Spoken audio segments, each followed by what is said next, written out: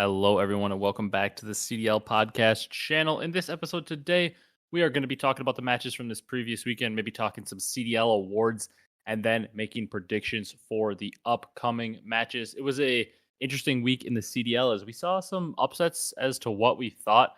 We saw the LAG boys finally winning some matches, so we're going to talk about all that and kind of the roster changes and how the landscape of the CDL is working. If you guys enjoy this one, be sure to leave a like, comment, and subscribe.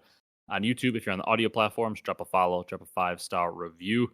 We appreciate all the support as always. And without further ado, let's just jump right into this one. Brock, how you doing today? Oh, doing pretty good. Watch some CDL this past weekend here and there. Some good. I saw Flame Clutch at 1v3. Pretty insane, I'd say. And excited to get into this. Yeah, that boy Flames playing very, very, very well for a debut weekend. I was just peeping some stats, kind of going over some stuff, today, and I just happened to see, look at the KD leaderboard.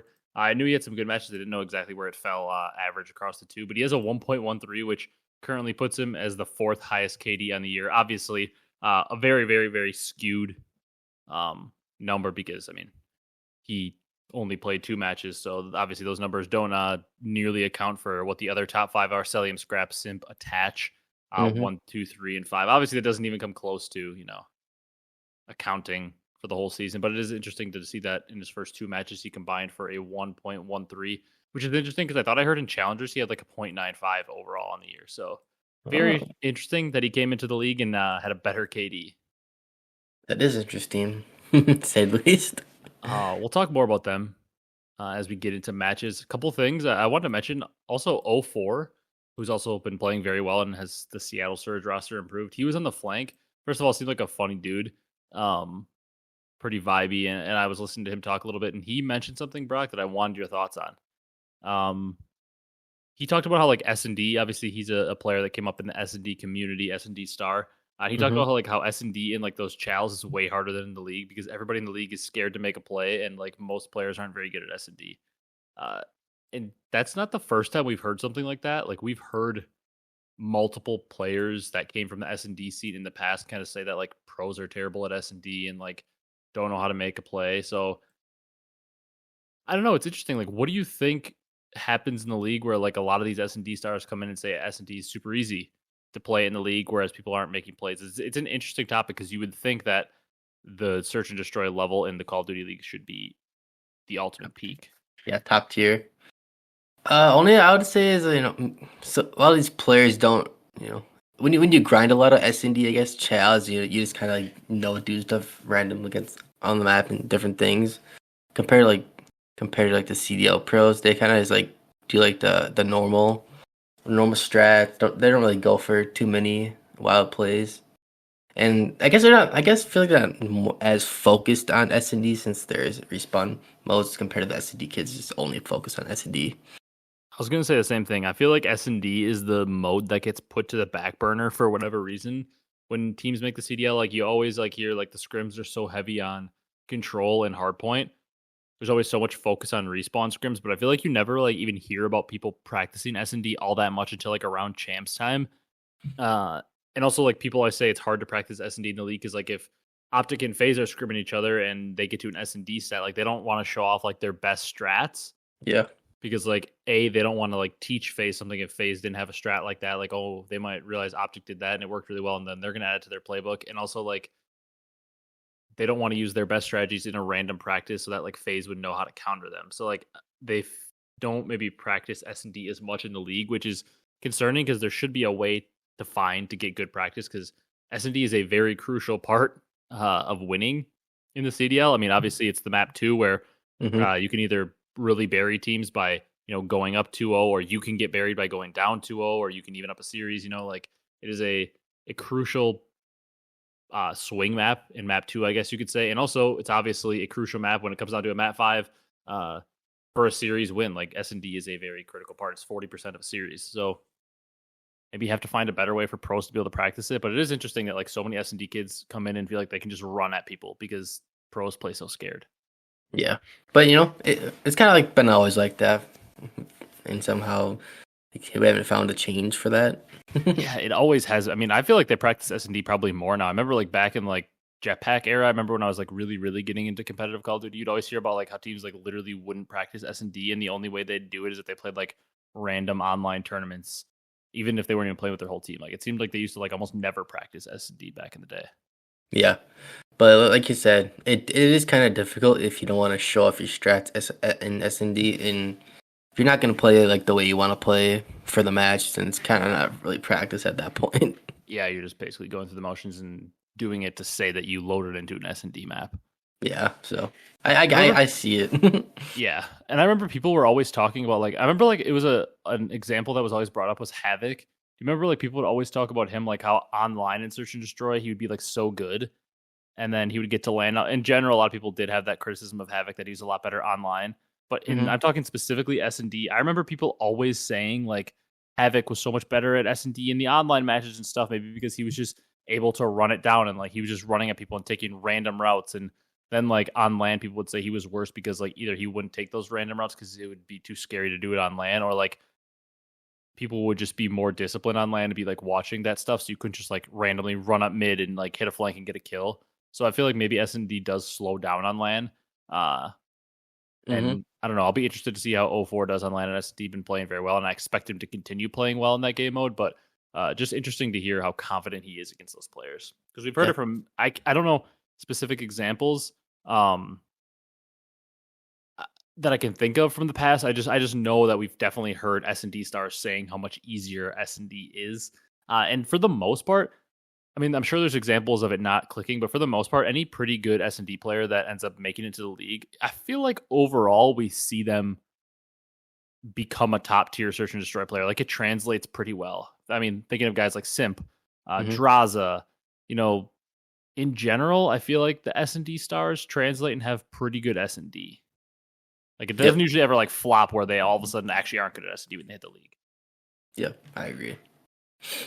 So an interesting point and something to keep monitoring. Like you said, I don't know if it'll ever have a really good change. Like the main way I can think to practice would be to like play top challenger teams and try out your strategies there. That'd be like the one way, because it's still very good practice because they are a top team and you're hopefully relying on them, not giving your strats away to pro teams or something.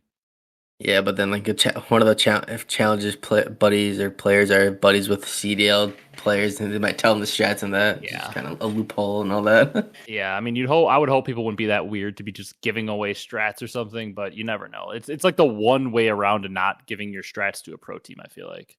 Yeah, it's just difficult. And even like in like prep time for champs, you can't even like ask, because it's not like basketball where you could like you're going to be playing the same sport the next year, so you could practice against somebody. Like the teams that don't qualify for champs are going to be like, hell no, I'm not warming you up or like giving you an S&D scrim because we don't have to play this game next year, so I'm not practicing. Like you can't even ask like other pro teams in the lead up to champs that didn't qualify because they have no reason to play the game, as they're not going to be playing that game next year. It's not like a sport where the same exact sport continues to be played the next year. Yeah. All right. A couple things I want to talk about, Brock. There's a couple points I've heard starting to, pick up in debate. And that is around some of the awards. So the main two, MVP and Rookie of the Year. I want to, ask you a quick question. Who's your MVP to this point in the year? Who's your Rookie of the Year? I can start with my MVP. I feel like the main debate has to be between Faze and Toronto guys up to this point. Maybe you could throw OpTic in there. I feel like the MVP has to come from one of those three teams. Do you agree? I would fully agree. So in that aspect, I would tend to lean towards OpTic and Faze in Toronto. The MVP would probably have to come from, since they're the two teams that have won an event. Then when we get down to that, I would say you'd have to lean towards Faze, as they won the most recent event and look to probably be winning more events going forward than Toronto, or have a better chance to, because Faze is the clear-cut best team in the game right now. And for that reason, I think the best player on the best team in this case, with how dominant they are, should get it. And some people might say Cellium, just looking at the KD numbers, but to me, Simp has had so much more impact on the map. I mean, just looking at total kills this year, Simp is like 300 more than Cellium. Also has like 300 more deaths, but he's got a 1.15. He's third in KD on the year, behind only Cellium and Scrap. And naturally, Cellium and Scrap's roles are going to lead to a higher KD. Just with the role they're playing. But to me, not just KD-wise, Simp's impact on the map, his hardpoint kills per 10, I believe, is number one in the league. Hardpoint kills per 10, number one in the league. Damage per 10, number 4 in the league. Just overall, extremely, extremely good year from Simp, and just the eye test tells you he has been dominating overall. So I think number one MVP candidate for me has to be Simp. Yeah, when I saw that question, I definitely thought of Simp as well. Yeah, I feel like I don't know how you can debate somebody else. Like you could maybe say Cellium, but I don't know anybody who has watched the CDL this year and said like would say that when you watch Faze play, Cellium has more of an impact on their winning than Simp. I mean, Cellium 100% excellent player, certainly has a good impact on Faze winning, but I don't know how you could argue that he has more of an impact on Simp winning. Simp is the most impactful player between the two. hmm Um, I think I lean towards Simp. In second place, I'm probably going Scrap just because it's hard to have top finishers from the same team. It kind of like is counterintuitive to the most valuable player argument. Like if the second most valuable player in the league is also your teammate, how valuable truly are you? You know, it's kind of a heavily debated topic in sports as well. But I think number two's got to go to Scrap because right now Toronto has had the second best year considering they have an event win, and Scrap has been their hard carry. And his teammates at time this year, especially Envoy, since really Major 2 has not had nearly as good of a year as we expected. hmm I feel like Scrap's been the hard carry for the team. So he's number two for me right now. Yep. I agree with statement you just said. I mean, the only way I could see somebody other than Simp or Scrap winning the MVP this year would be like, because if Toronto or FaZe make runs and win a few more events or something, you're assuming that that means Simp and Scrap are obviously playing extremely well, so they would win it. The only way I could see somebody other than them winning it would probably have to be like Pred by far has the best numbers on OpTic with a 1.1. So it'd probably hmm have to be like a scenario where like OpTic ends up winning major 3 and 4 and Pred wins like back-to-back MVPs or Pred dominates, something like that. Yeah. That'd probably be the only way Scrap or Simp don't win MVP this year would be like OpTic makes a crazy run and wins a couple events, because if Toronto and FaZe continue to dominate, it's going to be Simp or Scrap that win it. So it'd Yep. probably have to be like Pred or like if Shotzi has some crazy events. It'd have to be somebody on OpTic having absolutely insane events and going back to back MVPs and winning the event. hmm Yep. I agree with that. All right, then Rookie of the Year. To be honest with you, I don't really feel like this one is that much of a debate. I'm curious who you think is the Rookie of the Year. To me, it's pretty clear cut. Um, is it Gwen? Yeah, to me, it's Gwyn. I mean, early in the year, people were saying Linz because, Minnesota had the hot start. They had a good finish at Major 1. And like every other rookie on each team, their team had no success. But now at this point, Minnesota is having extremely limited success. Vegas is kind of on the downfall for the Geo point. And Carolina is also kind of in that same boat. They've looked okay, but they're not like world beaters. There's really no rookie on any team that's like team is performing insanely well. hmm I mean, look at the standings. Obviously, no big time rookies in the top 4, and then Minnesota's in 5th, and they have Linz would be a candidate there, and then LAG's in 6th, but obviously Flames only played 2 matches, so he's not even really in the debate. Vegas in 7th. Geo's been very good. He's up there. Then Surge, obviously, once again 0-4, but no matches played, so can't really be in the debate yet. And Carolina's in 9th. So standing wise, they're all like within 30 points of each other. I would just say it's Gwyn to me because he's Rookie of the Year isn't necessarily as much of a winning award as MVP. It's hard to argue an MVP couldn't come from like a top 2 team because hmm like that's part of the criteria of MVP is like, your team has to be winning. For Rookie of the Year, it's not necessarily as much as just who is the best rookie. Yep. Maybe not necessarily as much of winning. And to me, it's been Gwyn. He's been dominating this year. It looked very, very good. I think he's Yep. the Rookie of the Year. And Gwen has been, put up numbers even though when Carolina was struggling as well. Yeah, and he's been able to put up pretty good numbers against some top teams at times. And that's no shot to Geo or Linz, who I believe are probably the next 2 up for Rookie of the Year. They've both had very good years. Geo has been a little bit down as of late, but overall looked very good, and Linz has looked very good. All 3 of those players look like they have a pretty bright future. And then even some of the recent guys that have come up, we'll see if they're able to continue. But like 0-4 and Flames, a couple of the recent guys that have come up into the league have looked pretty darn good. And obviously, once again, super small sample size, so we'll see if they're able to continue. But I mean, it's a good rookie class overall because even like, think about this, Brock, like Estriel, I would say he looks like a CDL caliber player, like a good player, wouldn't you? Yep. And then I said 0-4 already. I mean, Abezy, since switching to his natural role of AR, has looked a lot better. Looks like he should be a player around for a while. Even a guy like Real, maybe has looked up and down a little bit at times, but he's shown some really good flashes. Like there are plenty of rookies this year that may have a long-term future in the CDL. Mm-hmm. So I agree. really like to see that. Last thing before our match reactions, Brock. Do you think this major, I know it's not the first major technically because New York did finish top 12 at major 1, but do you think this major we will see another team crack a top 4 placing? A little bit early to predict that, but I mean, I know, like I said, happened at major 1, New York did end up finishing top 12, but after major 2 and the way all those 4 teams look compared to the rest, we thought there'd be no way any team would finish in the top 4 at any of the last 2 tournaments. But Toronto hasn't looked as good. Faze obviously looked completely dominant. OpTic looks very, very good and pretty much solidified as our second team right now. Toronto has looked good, but with the Envoy struggles, not as good. And New York has definitely been struggling. Do you think that there is a chance that we see a team take a top 4 placing at major 3? Not saying they're going to solidify themselves as a top 4 team, but do you think there's a chance somebody does place top 4 in place of maybe Toronto or New York and shocks people? I mean, it's a little bit of a weird question right now because like our biggest candidate was Vegas and they haven't won a map since they picked up Sim. Yeah. Oddly enough, if I had a guess, I'd probably say LAT to this point. I would agree with you. I think they're probably the most likely. I mean, you look at our candidates, it's like Seattle is pretty much locked in winners bracket, but I just don't see them being able to pull off the upset. Although they do look okay in S&D, so there's a formula for them. LAG, I'm way too early to call them actually good with Flames, considering it was the first weekend, but they're on the right path. Mm-hmm. Vegas would have been my answer a couple weeks ago, but they haven't won a map with ASIM, so that's scary. Yep. Minnesota, they're in the 5th place right now overall in the standings, but they haven't shown me anything with the new roster. Carolina is maybe one of my other candidates because they seem to get better on land and they've looked a little bit better as of late. But I'm going to agree with you. I think it's LAT. If there was a team, granted they haven't looked good on land, but they've looked the best so far online in this stage. I think it's probably LAT, but I think New York are going to pick it up, and I think the top 4 are going to remain the top 4 at this event. But it seems more likely we have a team crack the top 4 in Major 3 than it did in Major 2, I'll say. Yep, I agree.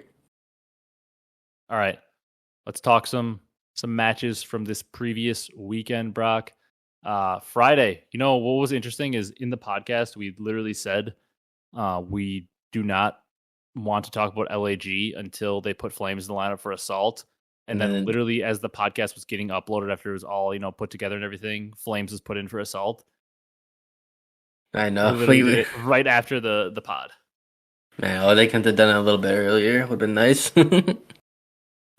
Yeah, I thought that was just absolutely hilarious. Like, we were like, we're not talking about you until you put Flames in the lineup. We need to see it. Like, I don't even care if he ends up sucking. Like, we just need to see something different. And then we upload it. And of course, like literally 10 minutes later, they're like, yep, Flames is in. We're like, okay, so we spent 0 podcasts not talking about LAG because they put Flames in on command. Must have been listening or something. We've been saying that for a little bit now. I guess. But anyways, both LA teams played on Friday. We had the Los Angeles Thieves against the Carolina Royal Ravens. This was a match that I was very excited for because, as we said, coming into this weekend, like Carolina on the upswing, LAT, on the upswing. Interested to see how this one plays out. LAT was able to take both hard points, and the map 5, they were down 3-2 and were able to come back. A really good series out of Nasty.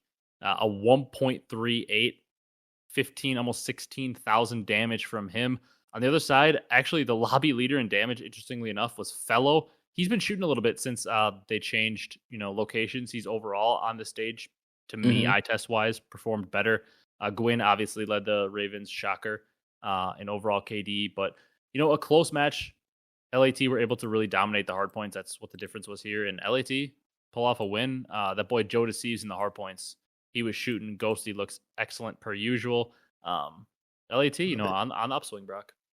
Yeah, I love it. And we kind of thought how this would be a 3-2 either way, close match for the most part. Yeah, especially coming into this weekend, 2 teams that were kind of seemed to be close to on the same level with what their current form looked like. Yeah. However, in the second match on Friday, the second and final match, so weird to say, but second and final match, I would say this one did not go as expected. I, you know, new player comes in. I guess that's how you do it.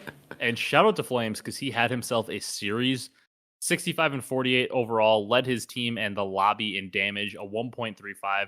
He was making plays in the S&D. He was 13 and 3, getting clutches left and right. Some insane clutches on that invasion, too. Mm-hmm. He had a 4.3 on the map. Even in the control, he popped off with a 1.22. He overall, eye test wise, looked fantastic. The team looked to be playing with a little more pace.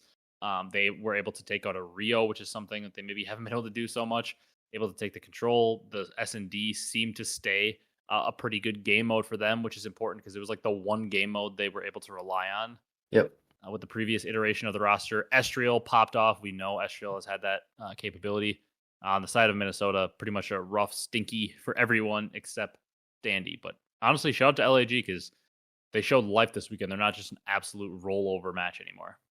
They did show life, and they won this match. Got some extra CDL points and making a case for that top 8. They're pretty good right now.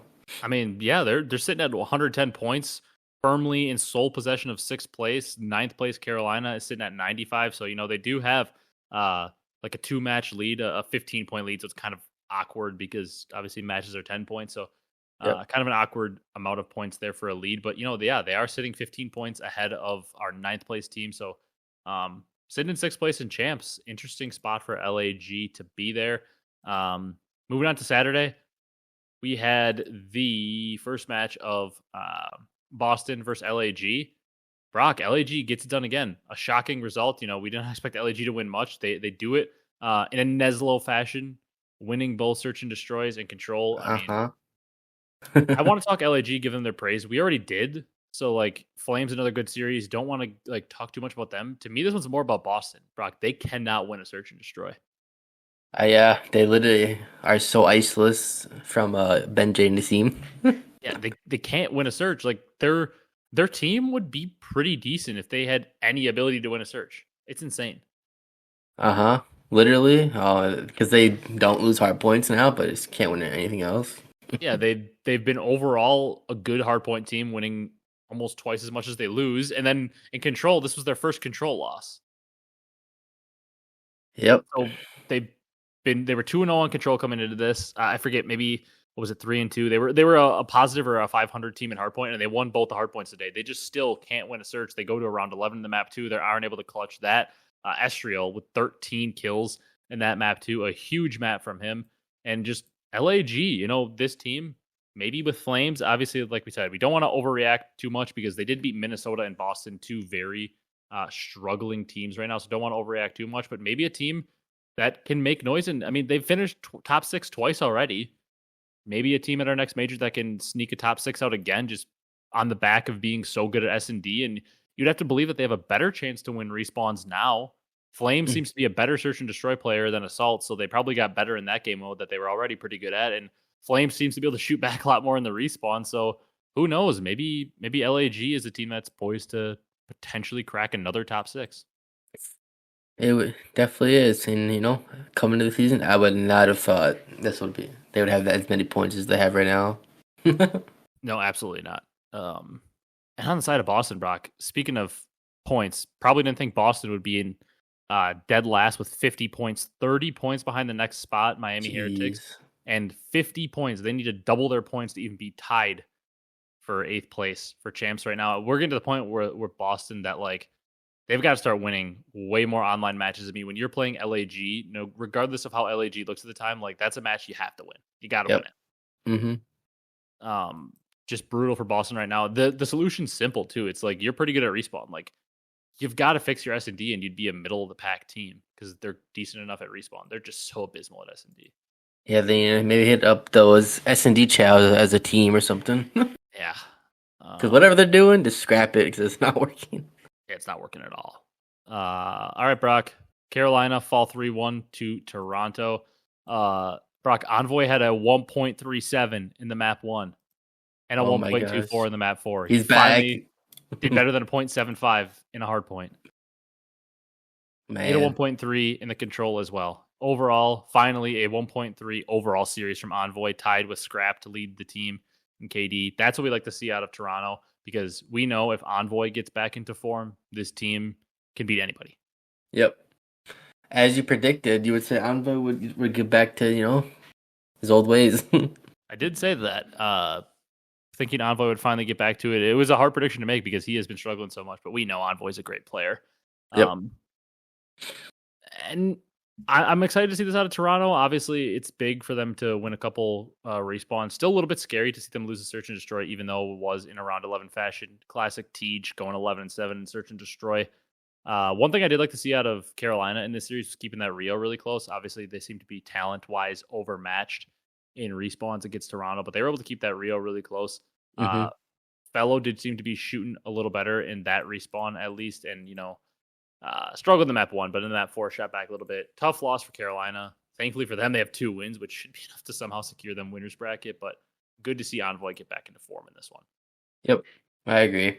I also didn't really expect Carolina to win. No, if there was a match, like we said, going into the weekend, it would be Carolina maybe able to take out LAT. Yeah.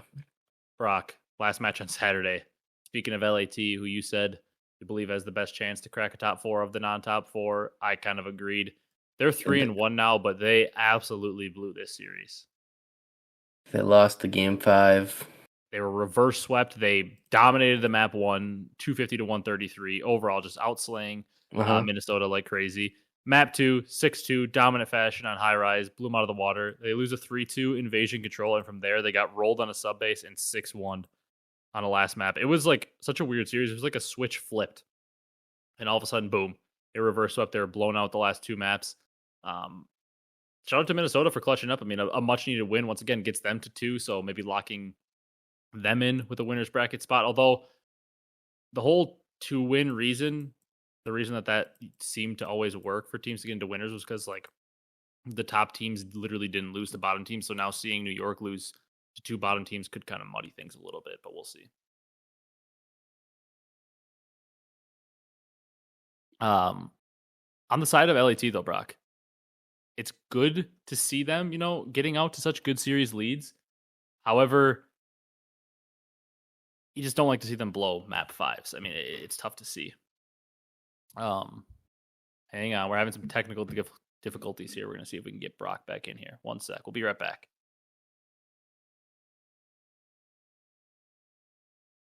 All right, sorry about that. Had a little cut. Brock's internet died on us mid-recording, so I don't know exactly where it cut out as we're kind of just live going on the fly here. But yeah, we were talking LAT, Minnesota. I was saying, Brock, super unfortunate on the side of LAT that they're able to take a commanding 2-0 lead in the series and are, falling to Minnesota. It's unfortunate because they're trying to establish themselves really, truly as that 5th best team, and could have been 4-0 here, dominating a team like Minnesota, but instead they get reverse swept. And shout out to Minnesota and on their side, Standy playing a lot better this weekend than he did in his first few matches with the team. And also Gunless continues to play pretty well overall for them. Yeah, love it. Just like you said, I was saying earlier before I cut out, was, show some resilience from Minnesota, come back from a down 2-0, and maybe LAT, was maybe overconfident in the fact that it kind of steamrolled the two first maps. Yeah, and this Minnesota team, just based on the shooters they have on their team, Gunless, we know he's a shooter, Standy Lins, and we know what Lamar brings to a team. Like, this team on paper is a team that seems like it should be at least decent and able to shoot with some of the better teams. So good to see them clutch up and get a win on the board, with the way that their weekend had been going and their split had been going overall. Could have been very easy to just kind of roll over, especially the day before getting 3-0'd by LAG.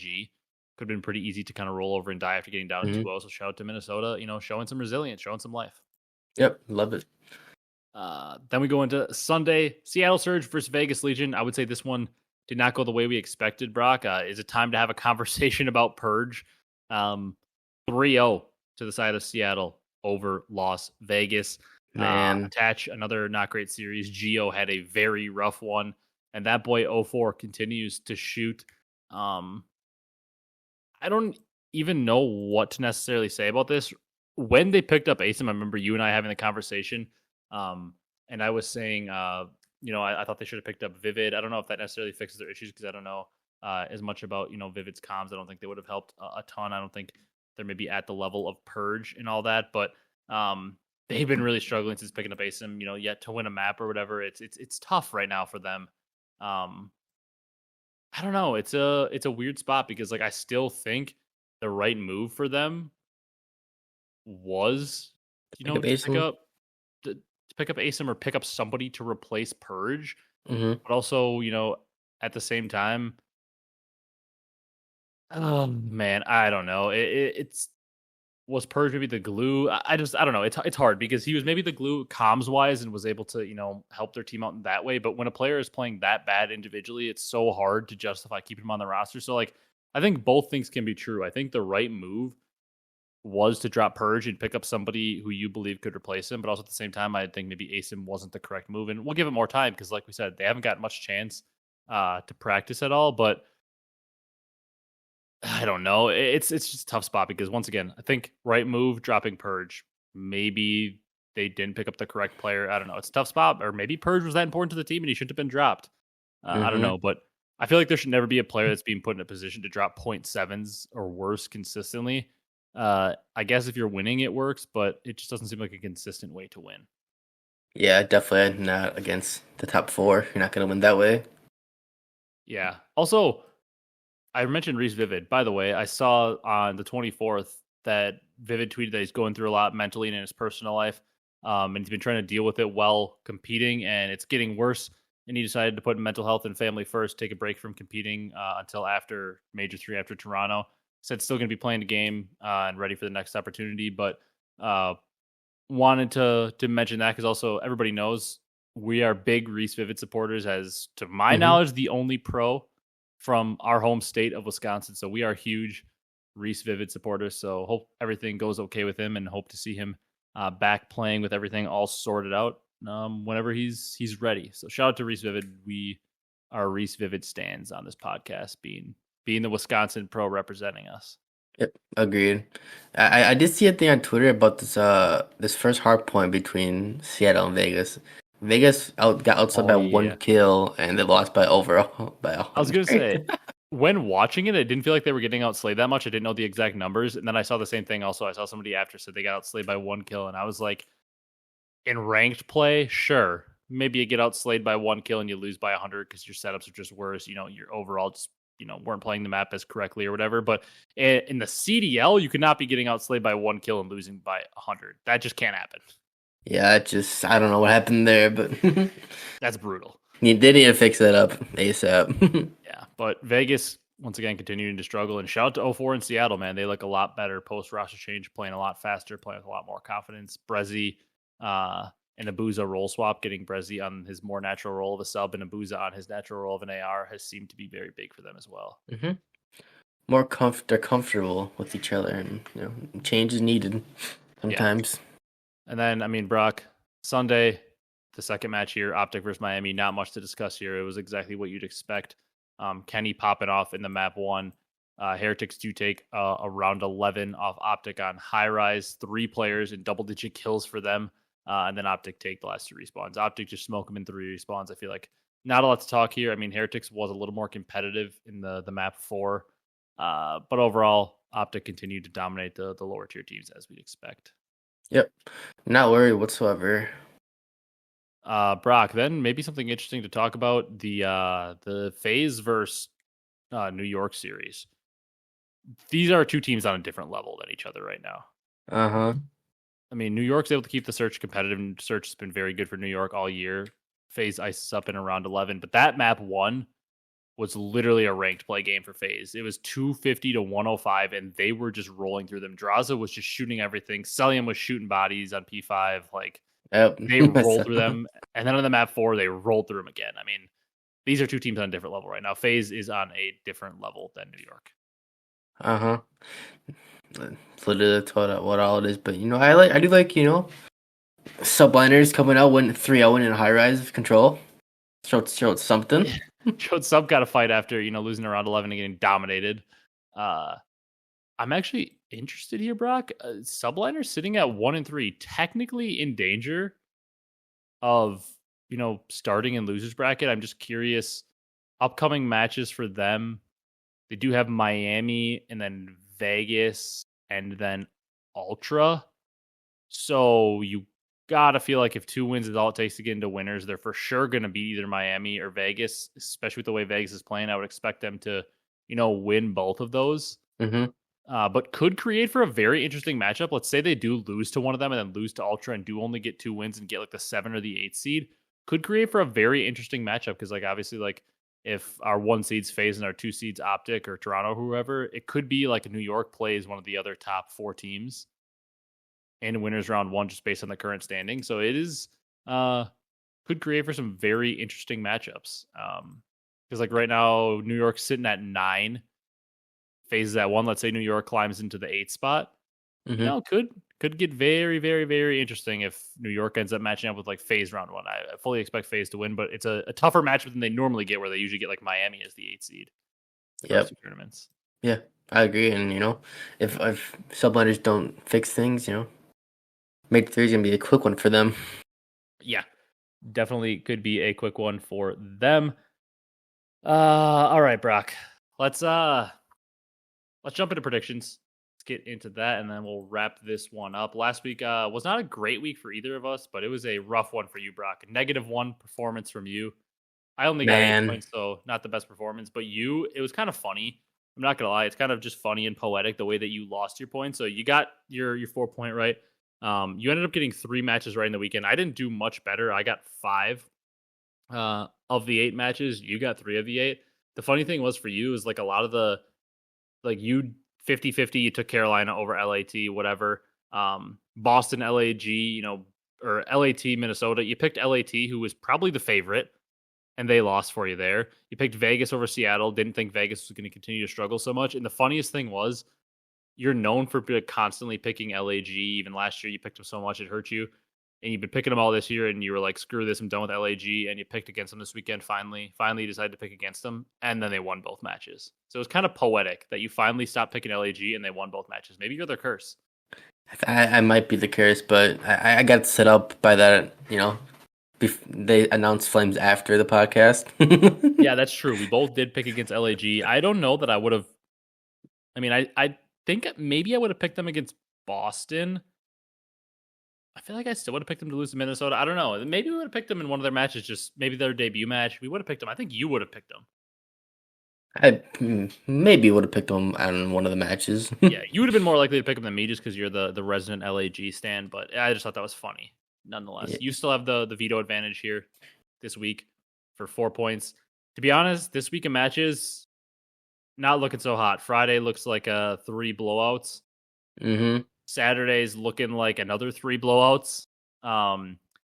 Sunday, maybe a little bit better. Maybe the last match is okay. But Friday and Saturday are literally top 4 teams against non-top 4 teams for all 6 matches.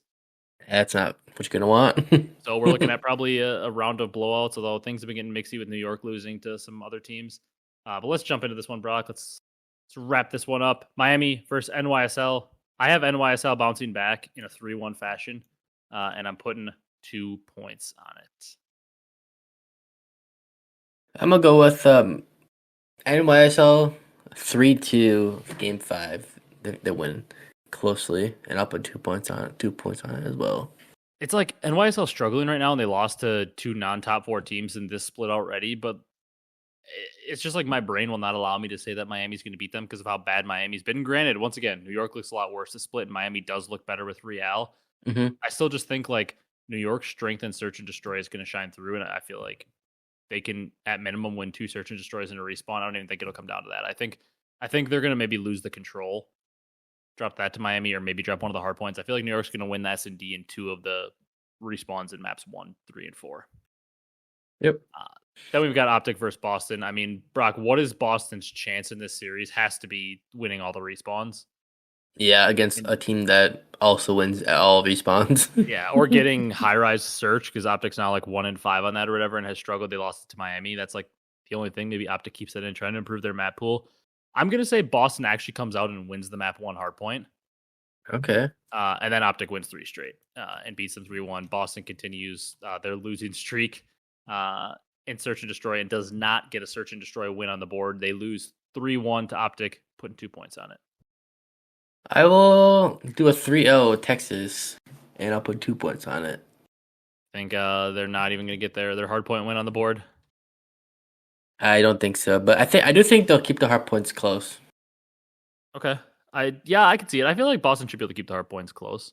I mean, that's been their backbone of their team. Beans has been shooting too. Shout out to Beans. Yep. Last match of the day, Brock, Atlanta versus Vegas. I mean, I'm going Atlanta 3-0. I think ASIM's trend of not winning a map with the team continues. How many points are you putting on this one? I'm doing 4. Okay, then I'm going 2 because I probably would have gone 4 if you didn't. So I got Atlanta 3-0, putting 2 points on it. I'm assuming you're going to the same place and putting 4 points on it. Yep, agreed. Atlanta just different Sad. right now. I mean, it's sad because just a few weeks ago, like we would have had hope that Vegas not wins the series, but that like Vegas would be able to maybe take a map or make it like 3-1 with some close maps. And now it's like it's going to take a miracle for Vegas to win a map in this series.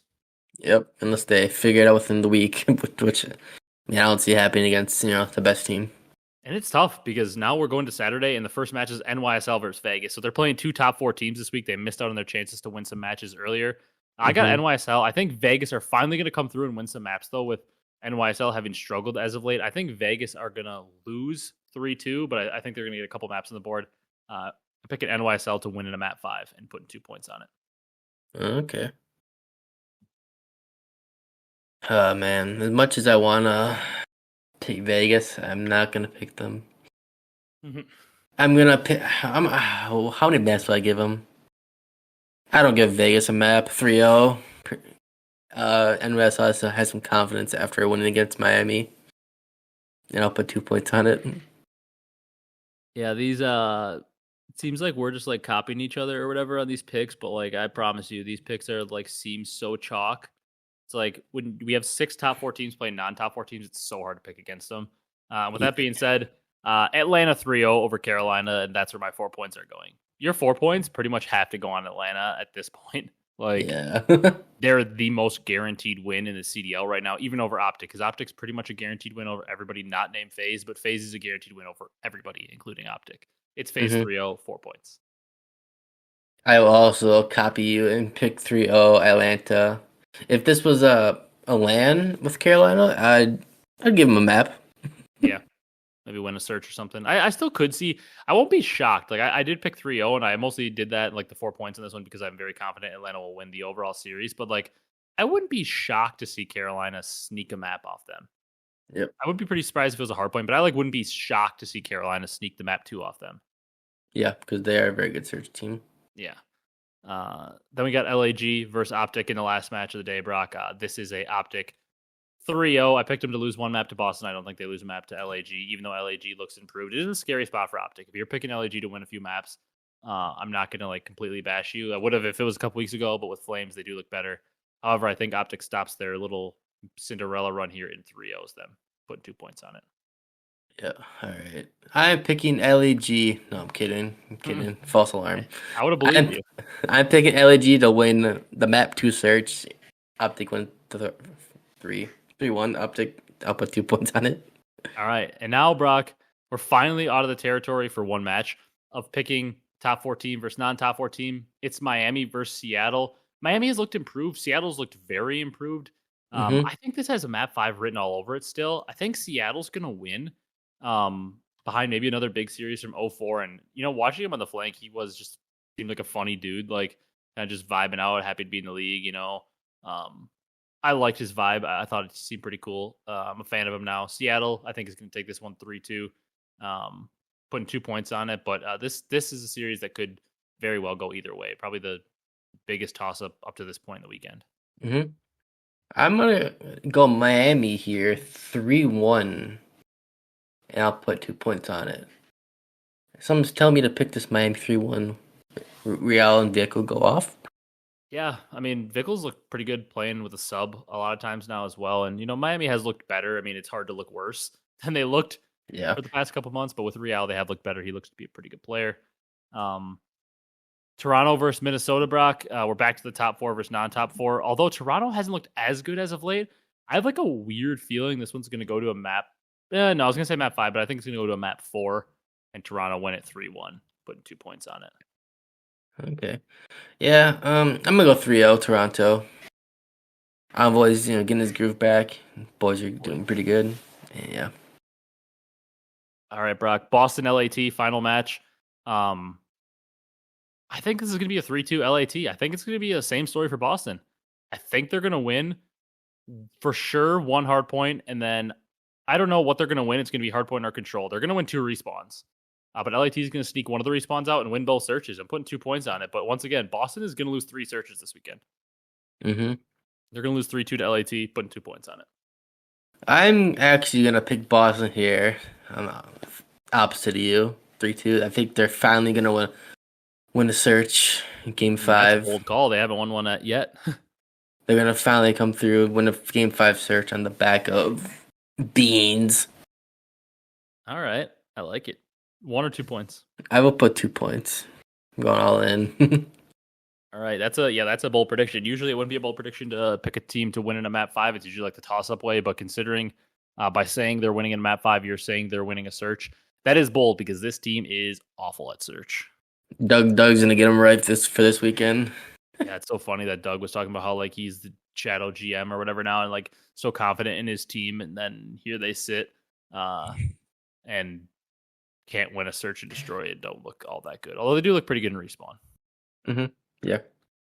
All right, you got anything else to add before we wrap this one up? No, just excited to see some of these matches this weekend. Not all of them, but some of the good ones. Excited to see if any of the top 4 teams can get cracked. Though, because that is something interesting. There are 6 matches the first day, like every single match the first 2 days. It's top 4 versus non-top 4, and 2 of them being NYSL, and the fact that they have shown some cracks in the armor. Interested to see at least some of those matches, see if how they measure up. Also interested to see, can LAG?